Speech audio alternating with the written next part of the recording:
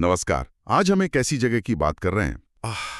कल्पना कीजिए, तपता रेगिस्तान और उसके बीच एक पहाड़ पर एक किला जो सूरज की रोशनी में सोने जैसा चमके। सोनार किला। हाँ बिल्कुल, सोनार किला।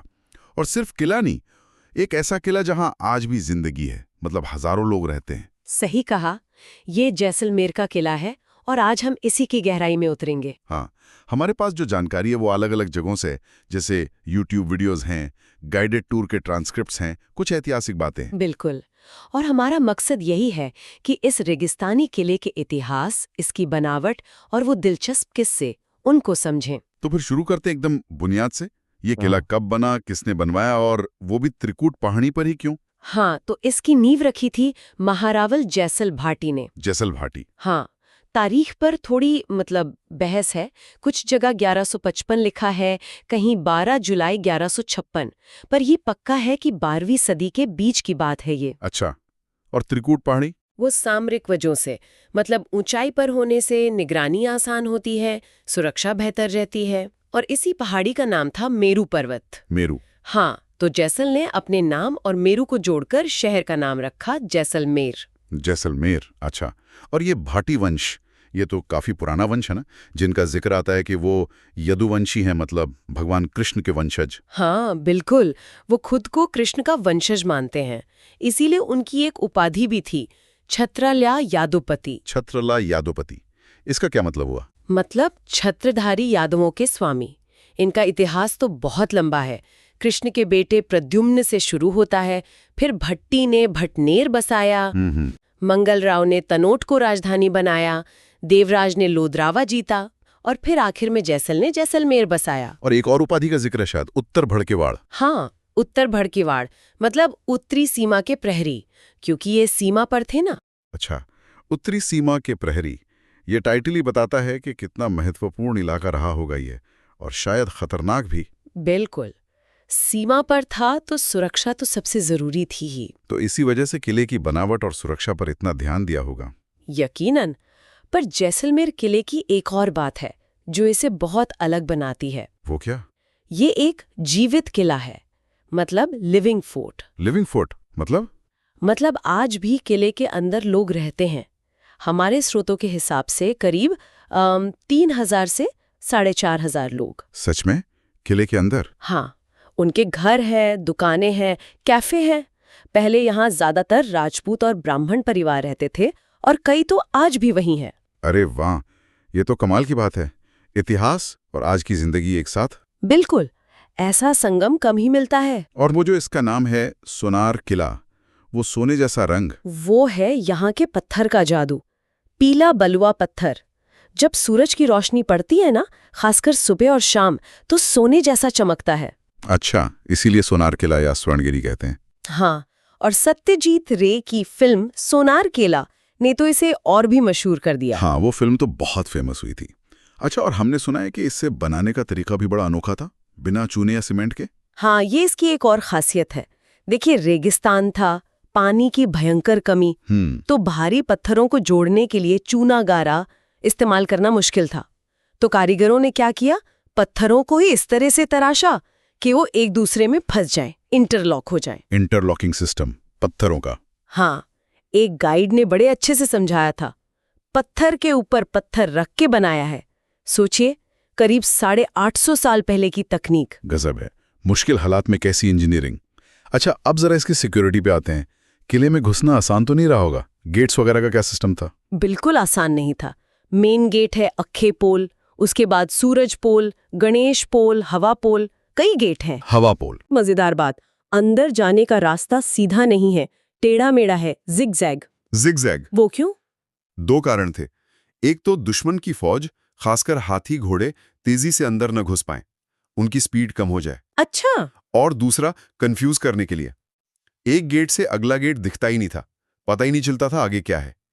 कुछ दरवाजे तो लकड़ी के हैं, कहते हैं 800 साल पुराने। 800 साल, कमाल है।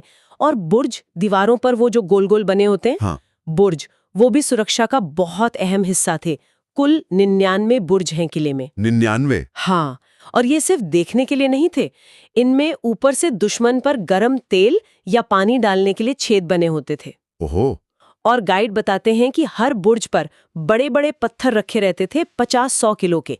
जैसे ही कोई दुश्मन दीवार पर चढ़ने की कोशिश करता, ऊपर से वो पत्थर धकेल देते थे। बाप रे, सोचकर ही डर लगता है।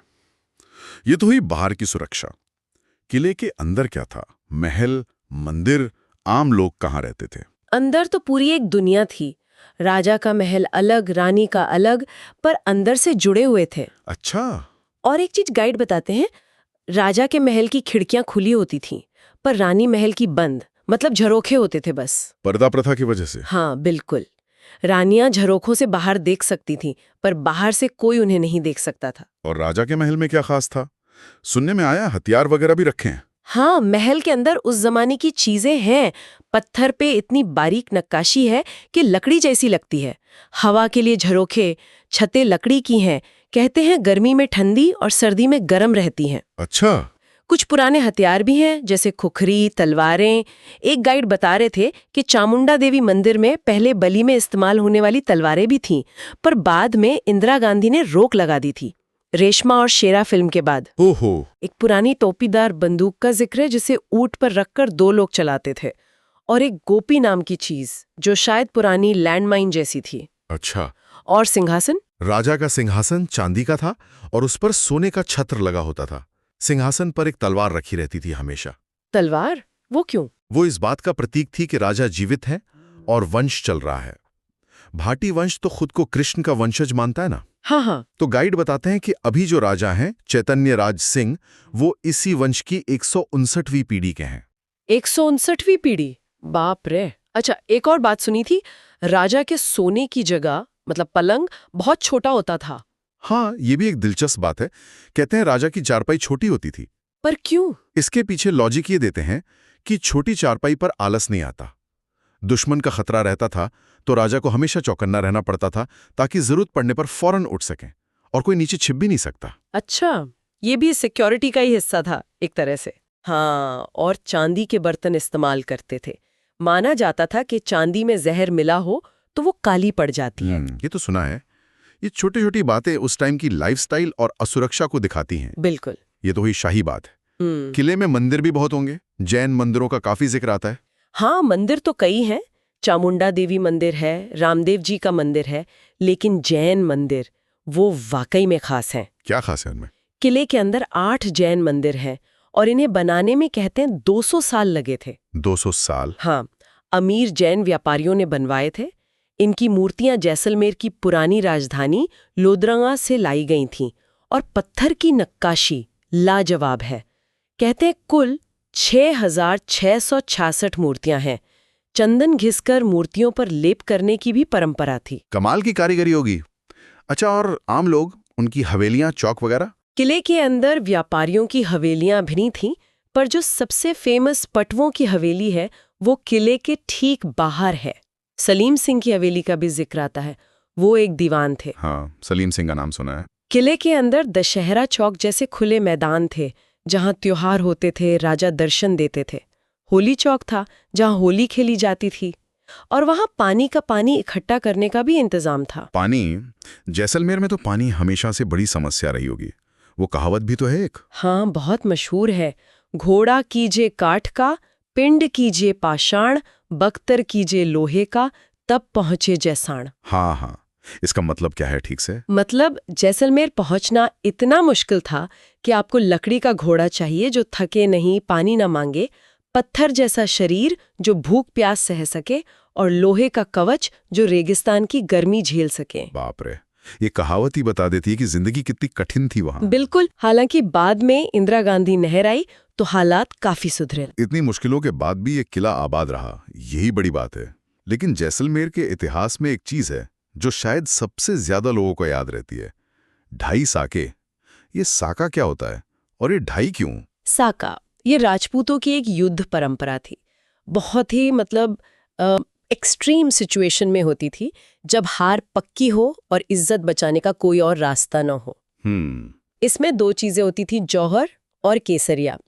जौहर में किले की महिलाएं दुश्मन के हाथों बेइज्जत होने से बचने के लिए एक साथ आग में कूद जाती थी, और पुरुष केसरिया रंग के कपड़े पहनकर किले के दरवाजे खोल देते थे और दुश्मन पर आखिरी हमला करते थे। मरते दम तक लड़ते थे। इसे केसरिया कहते हैं। जौहर और केसरिया मिलाकर बनता था साका।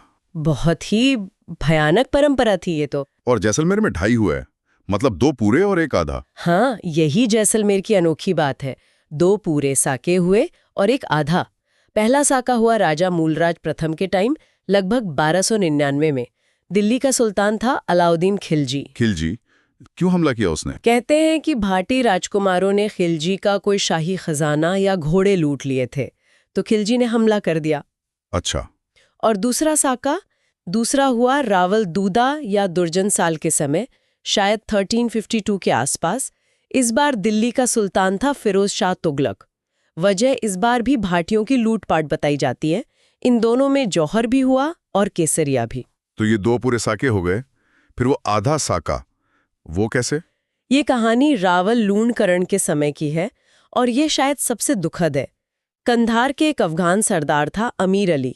वो लूणकरण के पास शरण मांगने आया और राजा ने दे दी शरण? हाँ, दे दी, लेकिन अमीर अली ने धोखा दिया। उसने तब हमला किया जब किले के ज्यादातर राजपूत सैनिक कहीं बाहर गए हुए थे। ओहो, धोखे से हमला। हाँ, किले में जो बचे थे उन्होंने लड़ने का मतलब केसरिया करने का फैसला किया। और जौहर, महिलाओं ने? यहीं पर बात अलग हो गई। दुश्मन इतनी तेजी से आ गया कि महिलाओं के पास जौहर की तैयारी का वक्त ही नहीं बचा। मतलब चिता सजाना, उसे जलाना, इसमें वक्त लगता है। तो फिर? दुश्मन के हाथों पड़ने से अच्छा उन्होंने मौत को चुना। तब राजपूत योद्धाओं ने अपनी ही तलवारों से रानियों और दूसरी महिलाओं को मार दिया ताकि उनकी इज्जत बची रहे। इसे धारा स्नान कहते हैं। हे भगवान, अपनी हाथों से? हाँ, इसके बाद पुरुषों ने केसरिया किया और लड़ते हुए मारे गए। तो मतलब केसरिया तो हुआ, पर जौहर की रस्म, वो आग वाली, वो नहीं हो पाई। बिल्कुल, क्योंकि जौहर अग्नि अनुष्ठान नहीं हो सका, सिर्फ केसरिया हुआ, इसीलिए इसे आधा साका गिना जाता है। समझ गया, 2 पूरे और 1 आधा, यानी 2.5 साके। ये कहानी तो वाकई रोंगटे खड़े कर देती है। हाँ, और ये जैसलमेर की पहचान का एक बड़ा हिस्सा है। सिर्फ वीरता नहीं, बल्कि उस दौर की कठोर सच्चाई और बेबसी भी दिखाती है ये घटना। सही कहा। अच्छा, किले से जुड़ी कुछ और हस्तियां या किस्से भी हैं जिनका जिक्र करना जरूरी है? एक तो मूमल महेंद्र की प्रेम कहानी बहुत मशहूर है। लोद्रवा की राजकुमारी मूमल और अमरकोट के राजकुमार महेंद्र की लोक गीतों में खूब गाई जाती है। हाँ, मूमल का नाम सुना है। और कोई? एक नाम आता है सलीम सिंह का। वो मूलराज द्वितीय के टाइम में दीवान था, बहुत ताकतवर पर बहुत क्रूर भी। सलीम सिंह? हाँ, उसकी हड़ीली का जिक्र आया था। हाँ, कहते हैं उसके जुल्मों से तंग आकर ही पालीवाल ब्राह्मणों ने रातों रात कुलधरा और आसपास के 83 गांव खाली कर दिए थे। अरे हाँ, वो भूता गांव जो कहते हैं। हाँ, वही। वो वीरान गांव आज भी हैं और टूरिस्ट स्पॉट बन गए हैं। ये भी गजब कहानी है। अच्छा, थोड़ा आज़ादी के दौर की तरफ आए तो? हाँ, आज़ादी के समय रावल जवाहर सिंह शासक थे। उन्हें आधुनिक जैसलमेर का निर्माता भी कहा जाता है। उन्होंने मोहनगढ़ किला बनवाया, जिसे भारत का आखिरी किला मानते हैं। मोहनगढ़ किला? हाँ, लेकिन स्वतंत्रता संग्राम के लिहाज से सबसे अहम नाम है सागरमल गोपा का। सागरमल गोपा, इनके बारे में बताएं जरा। सागरमल गोपा जी एक पत्रकार थे और स्वतंत्रता सेनानी, बहुत निडर। उन्होंने जैसलमेर रियासत में जो शासकों का अत्याचार था उसके खिलाफ खुलकर लिखा। अच्छा। हाँ, उन्होंने किताबें लिखी, जैसलमेर का गुंडा राज, रघुनाथ सिंह का मुकदमा। इससे शासक नाराज हो गए, उन्हें राज्य से निकाल दिया। फिर जब वो लौटे तो उन्हें जेल में डाल दिया गया। और आरोप यह है कि 3 अप्रैल 1946 को जेल में ही उन पर मिट्टी का तेल डालकर उन्हें जिंदा जला दिया गया। क्या, जेल के अंदर? हाँ, ऐसा आरोप है। उनकी मौत पर बहुत विवाद हुआ। जांच के लिए गोपाल स्वरूप पाठक आयोग भी बना था। भारत सरकार ने बाद में उन पर डाक टिकट भी जारी किया। ये तो बहुत ही दुखद अंत था एक स्वतंत्रता सेनानी का। बिल्कुल। सागरमल गोपा की कहानी जैसलमेर के इतिहास को सिर्फ किले की दीवारों तक सीमित नहीं रखती, बल्कि उसे देश की आज़ादी की लड़ाई से भी जोड़ती है। तो मतलब जैसलमेर का किला ये सिर्फ पत्थर और दीवारें नहीं है, इसमें वीरता है, दुख है, प्यार है, कला है, राजनीति है, आम लोगों की जिंदगी है, हजारों कहानियां हैं। सही कहा। हमने आज इसकी नींव से लेकर इसकी बनावट, अंदर की जिंदगी, वो 2.5 साके की भयानक घटना और सागरमल गोपा जैसे नायकों तक कई चीजों पर बात की। हाँ, ये किला रेगिस्तान में इंसान की हिम्मत का एक प्रतीक है। इसकी अनोखी बनावट, वो यदुवंशी विरासत, 2.5 साके, और सबसे बड़ी बात, इसका आज भी जिंदा होना।